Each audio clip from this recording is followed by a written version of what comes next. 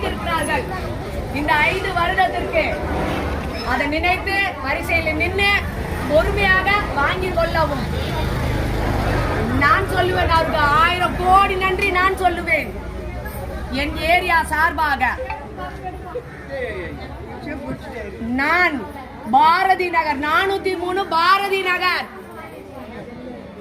எனக்கும் ஓட்டு உரிமை உண்டு. நானும் சமுதாயத்தில் இருக்கிறேன்.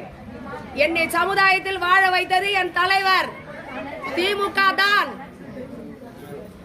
என்னை போல் பெண்கள் வாழ்வதே அவர்களுக்காக மட்டும் நாங்கள் வாழ்கிறோம் ஐயா.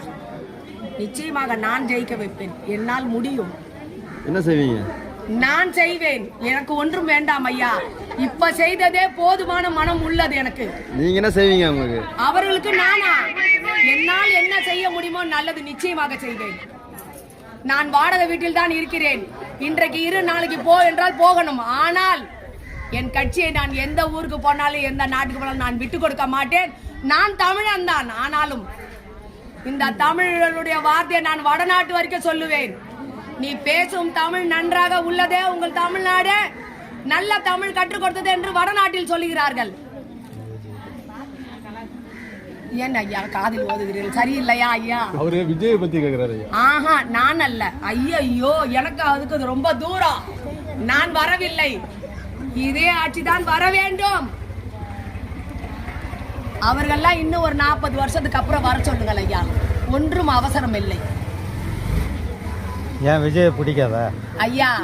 அவர்களுக்கு நாட்டை எப்படி ஆளணுங்கிறத முதல்ல கற்றுக்கொள்ள வேண்டும். இப்ப எங்க ஐயா இருக்கிறாரே, அவர்கள் தந்தையார் கற்றுக் கொடுத்தார்கள். அவர்கள் தந்தையாருக்கு பெரியார் கற்றுக் கொடுத்தார்கள். இவரும் அவர்கள் பிள்ளைக்கு கற்றுக் கொடுக்கிறார்கள். இவர்கள் கற்றுக்கொண்டுதான் வந்தார்கள். அதே போல் கற்றுக்கொள்ள வேண்டும்.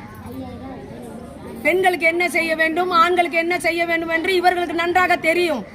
அவர்களுக்கு தெரியாது. படத்தில் நடித்தால் அதுல மட்டும் வெற்றி பெறட்டும். வேண்டாம், நாட்டுக்கு வேண்டாம் ஐயா. நான் ஏற்றுக்கொள்ள மாட்டேன். நிச்சயமாக ஏற்றுக்கொள்ள மாட்டேன் ஐயா. இளைஞர்கள் ஏற்றுக்கிறாங்களே. இளைஞர்கள் நேற்று பிறந்தவர்கள். அவர்களுக்கு என்ன தெரியும்? யார் வேண்டுமானால் பிறந்த குழந்தைய கூட முதலமைச்சராக இருக்க வச்சு அழகு பார்ப்பார்கள். அதற்கு நாங்கள் பொறுப்பல்ல. இளைஞரை நன்றாக படித்து நல்ல உத்தியோகத்துக்கு போக சொல்லுங்கள். அப்ப சொல்லட்டும், நான் பதில் சொல்றேன்.